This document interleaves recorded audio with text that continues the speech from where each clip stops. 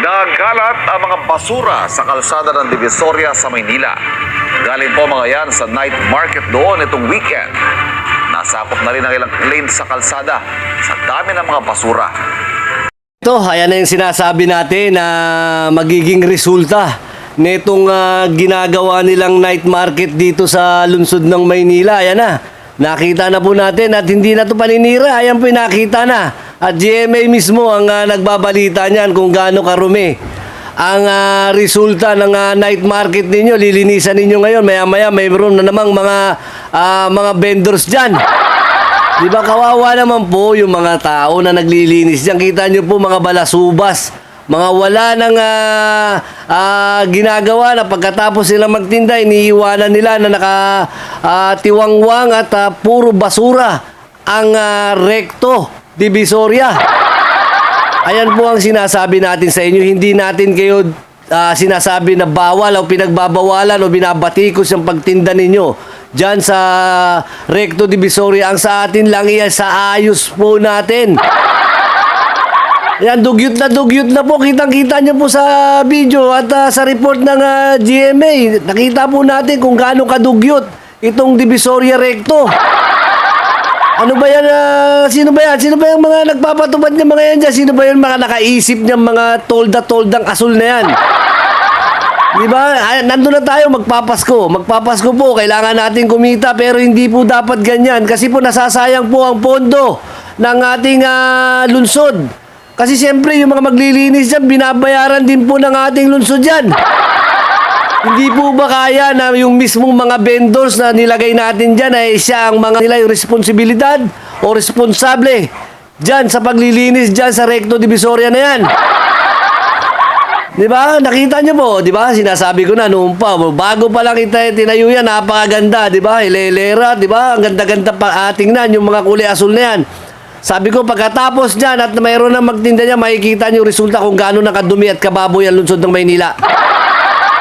Ano ba naman itong mga to? Hindi natin iniisip. Hindi po natin iniisip. Hirap na makapasok ang mga jeepney, ang mga nagkukommute. Hirap nang sumakay dyan sa Recto Divisoria. Dahil yan dyan sa mga proyekto ninyo na hindi natin alam kung proyekto talaga ng city o proyekto yan para sa nalalapit na halalan eh.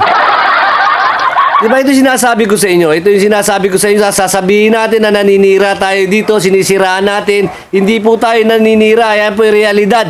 Nakikita po ng mga taong bayan, nakikita po ng mga Manileño kung anong klase na ang Maynila, kung anong klase na yan, Recto Divisoria na yan, kung gaano na korumi. Diba? Kitang-kita na po. Kailangan pa po ipaalam pa natin sa buong Pilipinas kung gaano kadugyot ang Recto Divisoria na yan at bumalik na naman sa dati. Ha? Gustong-gusto makita nila Eddie at ni Patty ang mga ganyang itsura ng Divisoria kasi sila ang mga kumikita dyan. Ayaw nilang makita na malinis ang lungsod ng Maynila kapag binabatikos natin, sinasabi, sinisiraan natin. Diba, sasabihin pa nila na ayaw natin pagtindahin ng mga vendors, hindi po sa ganun. Ang sa atin po at ang punto po natin dito, sana responsable rin yung mga vendors na mga nilagay natin dyan, na maglinis ng kanilang mga pwesto. Hindi po yung basta-basta iiwanan na lang po natin. Naku po, Mario Joseph naman talaga. Nako. Ito, i-address natin to kay Mayora. O, i-address natin kay Mayora. Wala rin namang mangyayari. Dahil si Mayora busy sa pangangampanya, busy sa pagbigay ng mga pamaskong handog. Diba? Hindi niya na nakikita yung Divisoria, yung ginawa niya nga. Hindi ko alam kung talagang proyekto niya, no? Pangarap niya talaga na maibalik yung mga vendors dyan. Diba? Kaya ito pong nangyayari sa atin ngayon. Nangyayari po sa atin ngayon. Tandaan niyo po yan.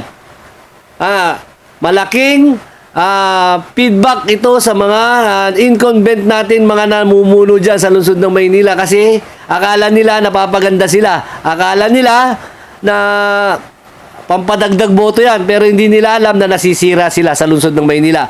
Magandang araw po at God bless.